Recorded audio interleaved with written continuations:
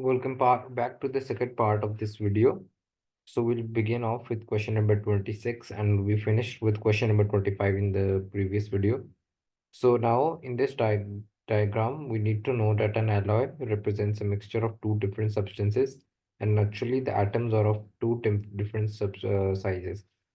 In option C, if you carefully look at this represents a macromolecular structure. It is a giant structure. Now, option B represents a metal in which these are the positive ions, which are surrounded by the negatively charged electrons. And this is also macromolecular structure. Just for your information, this is the structure of graphite because you can see that there are six pairs of basically electrons which are being surrounded by each other. And however, this is a tetrahedral structure and this is the structure primarily of diamond. And this is the reason why diamond is extremely hard. And now this is an alloy, and why this is an alloy, you can look that the atoms are of different sizes. The black dots represent very small sized atoms, whereas the surrounding large gray colored atoms are of a largest size.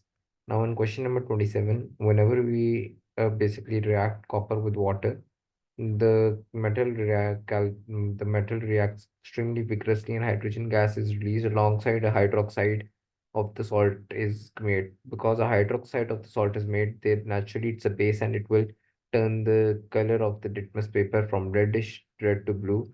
So the metal will be calcium and the color will be blue. It's the answer.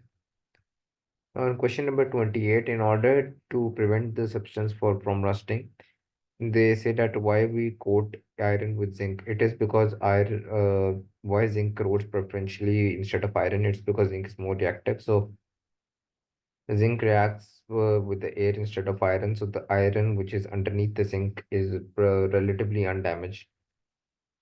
On question number 29, you have to memorize the reactivity series. There are several mnemonics which would be available on the internet and in the books as well.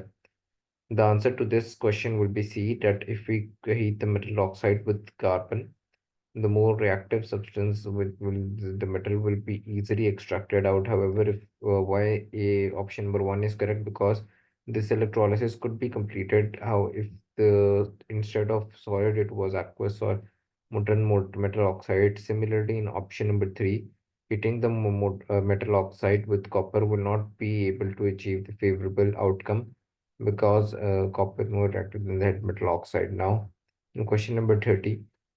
The correct answer is B because the firstly you need to know that the word anhydrous copper 2 sulfate means that the copper 2 sulfate crystals have been mixed with water and it's an impurity. Now the natural color of these impurities turns it blue. It's not about any acid or base. Now in question number 31 is pretty easy. Uh, the only thing you need to know is the subscripts and then normally the formula for each of the following compounds. They've basically stated the symbols in N representing nitrogen, P representing phosphorus, and K representing potassium.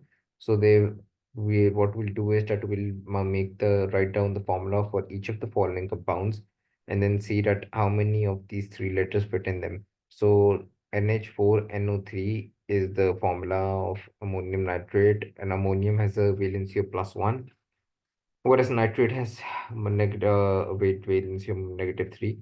So the formula is NH4NO3. Now, similarly, K plus 1 and NO3 minus, when we cross out the valencies, the formula is KNO3. In potassium phosphate, it's KPO3. KFP4. And now, finally, in sodium phosphates, Na plus 1 and PO4 3 minus. When we you know that we cross out the valencies in a cross form, so it will be Na3PO4. Na3 represents that there are three sodium atoms, and PO4 means that there are four phosphate atoms. So, after calculating the number of atoms which are in each of the following compound, you'll get the correct answer.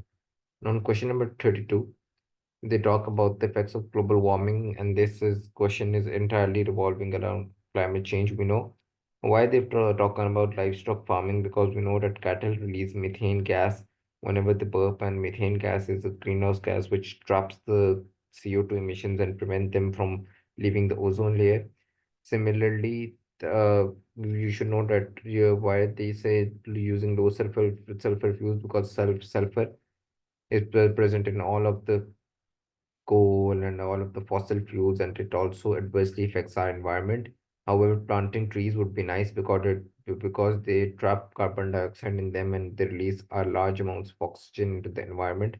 So the best strategy would be reduction in livestock farming and using low sulfur fuels or planting trees. Would be the better answer. C and D are correct because are incorrect because we should rather favor more and more use of renewable energy resources such as solar and wind. A reduction in the use of renewable energy would only lead to more devastation and would severely worsen the existing problem. Though one downside of renewable energy can be that renewable energy is very expensive nowadays. On question number 32, they talk about alcohol and acid. Acids, you know that the functional group of alcohols was OH, and the functional group of carboxylic acid is C double bond OH. Now, in this question, they say that the ester is formed by the combination of an acid and an alcohol in which a water molecule is released from the compound. The word butyl and butanoate. Butanoate comes from the acid, whereas butyl comes from the alcohol. Now, the word butyl and butanoate both means eight, so they both have eight carbon atoms in them. In the process of fractional distillation, what happens is that, for example, whenever you get petroleum, petroleum has to be refined for its uses in various industries. For example, petroleum, in which is used in cars, is only one application. There are numerous other applications as well, such as it's used for heating, it's used in gas cylinders, it is used in the construction industry. So, in order to be used as different substances, it has to be refined. And how what now petroleum is a combination of several substances. What happens in a fractional distillation column is that the various substances are separated out due to their different boiling points. The substance which has a lower boiling point accumulates at the top and it is more volatile. It has a shorter chain length, whereas the ones with the more viscosity they tend to sink downwards. So they say that what is the property of the fraction which is at the top compared to the bottom. So obviously it will have a shorter chain length and it will have it's more volatile. So more volatile and it has a lower boiling point. So the correct option would be 2 and 4. Now on question number 35, we need to know that all there are for example, methane has no isomers. Similarly, ethane has no isomers. Propane has one and butane has two isomers. No matter how many structural isomers they say, you need to know that butane substance can only have two isomers. Whether this attach this is chlorobutane or is fluorobutane. What happens is that there are four carbon atoms as represented by the structure. So what happens is that there is a single bond between each of the carbon atoms, but at the second position, there is a chlorine atom attached. There can be one over here and the other over here. So it's called 2-chlorobutane, and 2 represents the carbon number at which the chlorine atom has been attached. Now, in question 26, they talk about redox reactions. As I talked previously as well, that an alcohol is OH, so whenever an ethanol is oxidized into ethanoic acid, it gains an oxygen atom because our hydroxyl group contains only OH, whereas carboxyl group contains C double OH. So it has two oxygen atoms. So whenever ethanol is obviously oxidized, and since it gains one oxygen atom. So question the option number two is definitely incorrect because it says that ethanol is an oxidizing agent. So what they mean to say is that ethanol access is being reduced in this equation. However, it is the case. And similarly, in option number one, I'll have to write the equation down. What they say is that we have to be able to balance the chemical equation. And when we balance it, we'll get three molecules of ethanol. However, it isn't the case when we balance the chemical equation. By the way, the chemical formula of ethanol is C2H5OH and glucose is C6H12O6. So ethanol is in the reactant side, whereas glucose is in the product side. Now, in question number 27, they talk about a condensation polymer in which there is a loss of water. Now, in this paper, we talked about nylon, how and its function group is C double bond O NH2. However, there for this function group is nowhere to be found over here. So you need to know that the or basically the functional group of a polyester is C double bond O and there's a single bond O attached over here. So definitely this is not a polyamide, this is a polyester. Now the correct option would be either B or D. Now the what happens is that the OH is lost from the acid group and the hydrogen is cut from over here. So it will be C double bond OO and the CH2 and CH2 will be basically link up with each other. So the correct option would be D.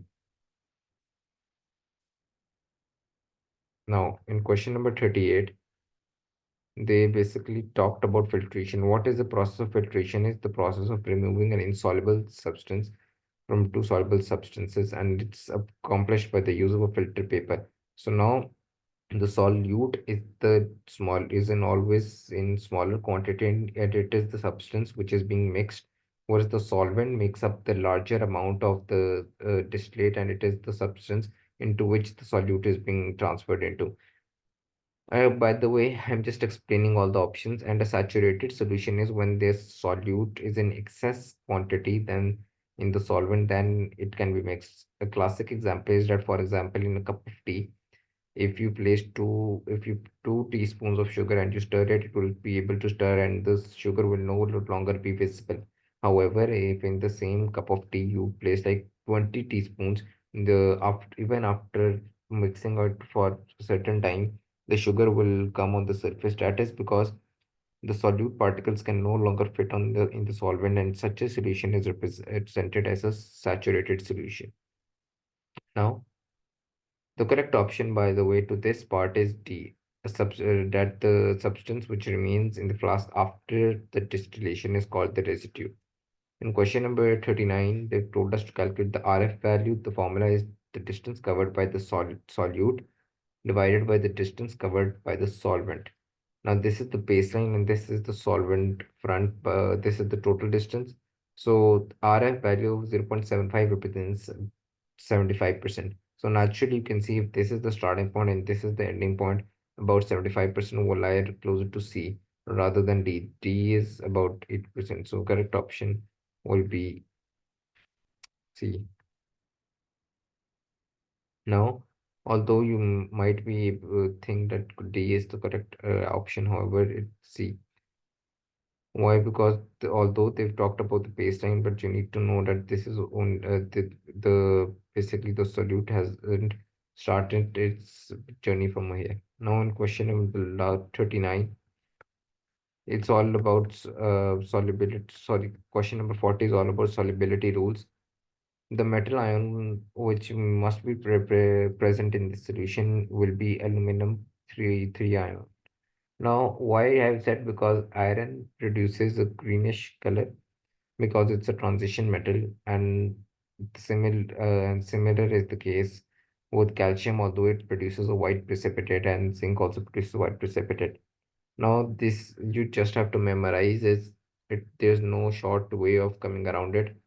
And so what happens is that whenever you place aluminum ion in a reagent of aqueous sodium hydroxide, when you add it in a little quantity, there's a white precipitate which is formed.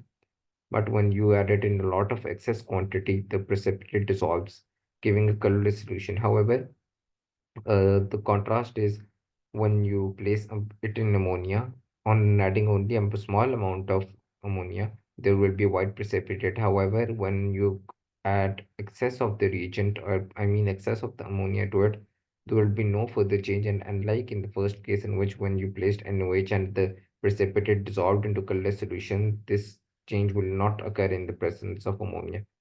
Thank you. I hope you liked the video. Please tell us in your comments as well.